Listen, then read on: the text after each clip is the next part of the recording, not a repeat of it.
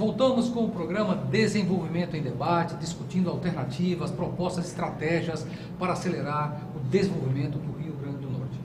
Os nossos convidados de hoje, e nós estamos debatendo aqui o tema da seca, a convivência do semiárido, são César Oliveira, fazendo uma correção aqui. O César foi diretor nacional do INCRA entre 2005 e 2011, foi diretor-geral da Emater aqui no Rio Grande do Norte entre 2015 e 2016. Como falei, a professora Magda é professora da Escola Agrícola de Jundiaí, da UFRN, né, com larga experiência no trabalho, digamos, no semiárido nordestino. César, eu queria voltar a essa discussão, aprofundando, você falou da indústria da seca, né?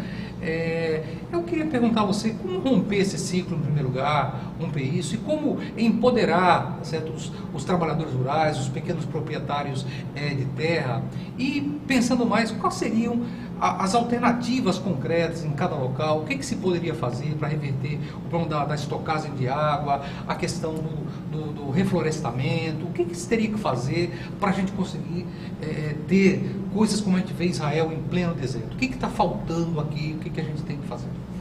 O que é fundamental, Robério, é investimento para criar condições de desenvolvimento.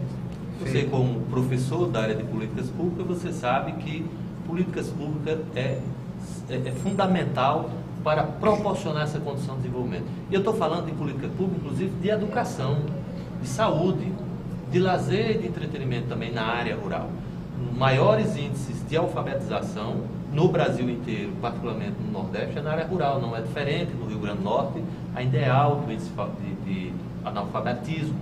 Por isso é fundamental investir em escolas cada vez mais com qualidade no meio rural do Rio Grande do Norte.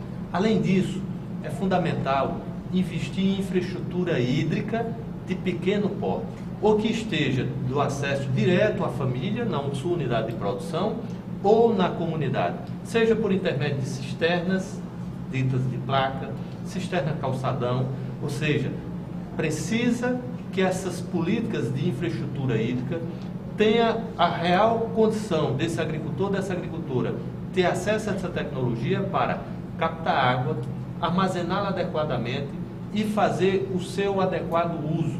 Além disso, uma ação permanente de assistência técnica por intermédio de extensão rural, pública e gratuita de convivência com o semiárido. Isso é necessário, é indispensável, como a professora Magda destacou aqui, a proposta que inclusive ela lidera, que é muito importante, de defesa da caatinga, é fundamental, porque se não houver condições de nós revigorarmos a caatinga, nós teremos grande dificuldade de avançar numa estratégia de desenvolvimento. Suporte forrageiro é um componente fundamental, por isso também o apoio por intermédio da implantação de silos para preservar, para guardar esse alimento para um momento que vai faltar para os animais. Tem um conjunto de iniciativas e as políticas públicas são essenciais para estruturar esse caminho para o desenvolvimento dos agricultores e agricultoras. Obrigado, César. Professora Magda, a senhora falou de assistencialismo, de clientelismo, que não se rompe, né? Com moeda de troca, a água é uma moeda de troca para fazer, criar esses currais eleitorais, infelizmente, em nosso sertão, em nosso interior, isso historicamente. Isso está, como o César falou aqui, está sendo rompido recentemente, as pessoas estão começando a mudar de opinião, há um processo de conscientização, felizmente, né, César? É nosso interior. Agora, você falou, eu queria explorar um pouquinho mais, o César falou também, de unir as pessoas, de capacitação, de educação, de treinamento. Então, o que falta? Porque nós temos chuva, temos irregularidade de chuvas, é certo, mas temos chuva durante 4 meses, como nós vimos aí, muito mais chuva do que na Austrália, muito mais ainda do que em Israel, que consegue produzir. Então, a questão passaria por treinamento, por educação, por capacitação? O que falta, na verdade, é a união de esforços.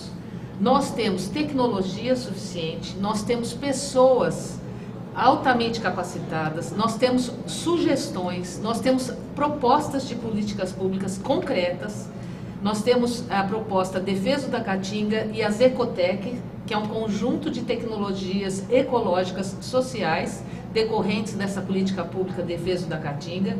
Então, o que nos falta realmente é deixarmos das nossas vaidades e entendemos que nós temos que nos unir em função da recuperação do bioma caatinga e do desenvolvimento da agricultura familiar. A recuperação do bioma e o desenvolvimento da agricultura familiar andam unidas. andam de mãos dadas. Então, se nós não unirmos os nossos esforços, as nossas ideias, elas são complementares e não excludentes. E se nós não focarmos urgentemente nessas ações, transformar todo esse conhecimento em políticas públicas, nós estamos correndo um sério risco de um dos maiores desastres ambientais e sociais que o Brasil já viveu. Olha só, então, pelo que eu entendi, digamos, o que nos faltam as políticas públicas. César, como é que essas políticas públicas poderiam ser feitas? Você que foi diretor da EMATE, diretor nacional do INCRA, Instituto Nacional de Colonização e Reforma Agrária, o que falta para que essas entidades, os governos municipais, estaduais, se unam, né, para enfrentar esse problema, que não é tão difícil, repito. Se Israel consegue produzir no deserto de Negev com poucos milímetros de água durante o ano, e nós temos aqui na região que menos chove no Rio Grande do Norte, ali na região de Lages, chove 600 milímetros, 60 centímetros de água por ano, num ano muito seco. A região que menos chove, como agora, o ano passado, no Rio Grande do Norte, chove 350 milímetros.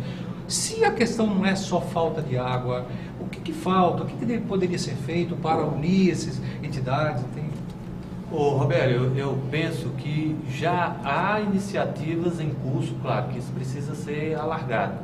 Eu vou citar um exemplo em um projeto de assentamento no Rio Grande do Norte, no município de Apodi, um assentamento denominado Milagres.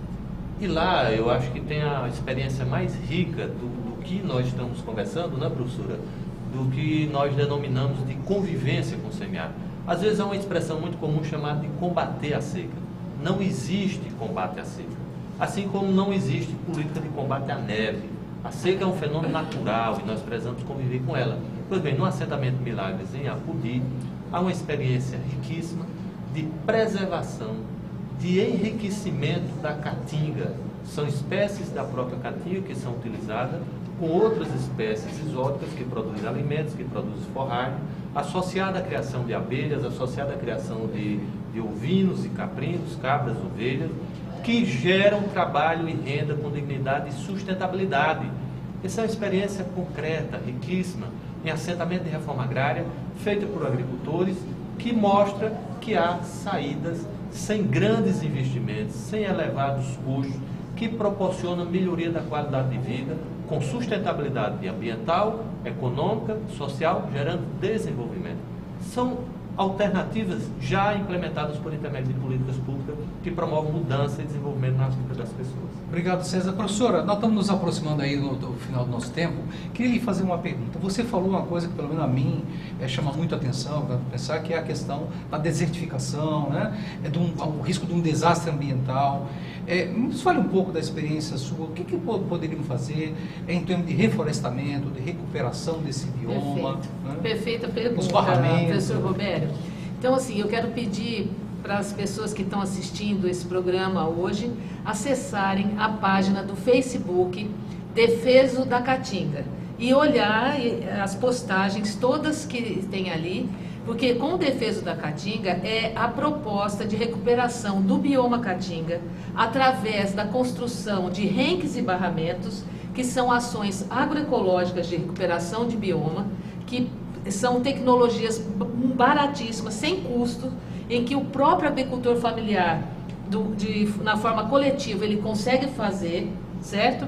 Para atender ao novo Código Florestal, que propõe a recuperação das áreas de proteção permanente, que são as áreas de mata ciliar, e as áreas de reserva legal. Então, essa é a primeira proposta, Defeso da Caatinga, como política pública para a recuperação do bioma, plantando água. Depois, na sequência, nós temos a política pública, tecnologias ecológicas. Na sequência, como disse o César, são uma sequência de políticas públicas que complementam para garantir o desenvolvimento social e políticas baratas. Isso aí, gente, nós vamos encerrar mais esse bloco de entrevista. Nós queremos aqui agradecer muitíssimo aos nossos entrevistados, a professora Magda, ao César, nós muito obrigado. Espero que vocês possam voltar aqui daqui a uns 3 meses, no período mais intenso, que chova esse ano. Pessoal, não saia daí. Nós vamos agora para um breve intervalo e voltamos já já.